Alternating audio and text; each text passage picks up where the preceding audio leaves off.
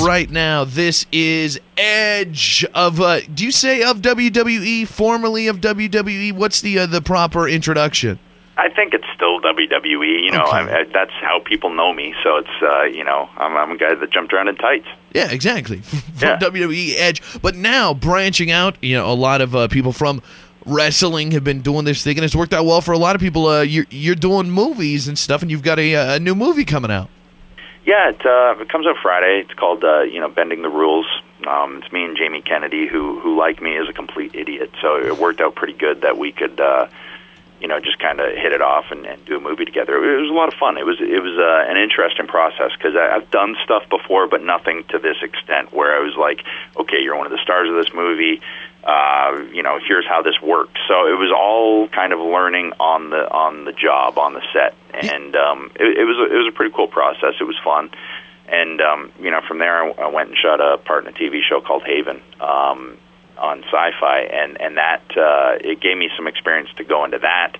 We shot the second season of that, and then I'm heading out there to Nova Scotia again to shoot the third season. So it's been pretty busy for being retired, I guess. Yeah, but I don't in any way look at myself as an actor.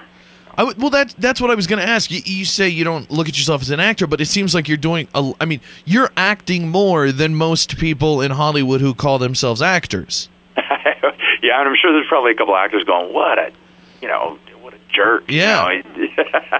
But I just. Yeah, I don't. I've never taken classes. I've never, you know, mine was all any experience I gained was through the WWE and having to ad lib and be live on TV. And once it's out there, you got no net. It's out there. So it gave me that experience to go, okay, I can fly by the seat of my pants and pull that off. You want to put me out there for 10 minutes live in front of the world, I can do it. So you give me a script that I can study the night before. Man, I can remember lines. Yeah, what a bonus. So, it's a lot easier when they give them to you. Oh, it's great. You know, it's both aspects are fun. It's nice to be able to have the net of going, okay, well, I screwed that one up. Sorry, let's do another take. It's also really fun to know you don't have that to back you up. What do you think? What's more fun for you, like live TV or the recorded television stuff? I got to say live, and I think a lot of that is just because, you know, I grew up wanting to be a wrestler. You know, so for me, that's kind of my first love, and you know, maybe because of that, I'd really enjoy theater. I don't know, you know, just because it's like you get that instant reaction, that instant gratification. You know whether it worked, you know if it didn't. Like, that would be great. With something taped, you don't know necessarily if it worked. You're trusting the director and the producer to edit it together and make it look okay and take the best takes and all of those things. You really don't know. I think I would love to see that, like the theater thing, like off-Broadway, Death of a Salesman, starring Edge as Willie Loman. Yeah, if I could sing maybe more Rock of Ages or something like that. Yeah. But yeah, I can't hold a note at all. Who knows? Well, what are the plans? So Bending the Rules comes out this Friday. That's the big thing here. But also inducted into the 2012 WWE Hall of Fame. Congratulations. Thank you. Yeah, it's been a strange year. It's been a surreal year. You know, this time last year I was preparing to perform on WrestleMania. Not even a year later, I'm being inducted in the Hall of Fame, and all kind of, you know, unexpected. So it's been a very cool year, but a lot of changes this year. That's cool. Do you think Christian, since you guys are buddies, is he going to be inducting you? Do you have any idea? Well, you know, they asked me who I wanted to induct me, and I said Christian, because to me that's the no-brainer.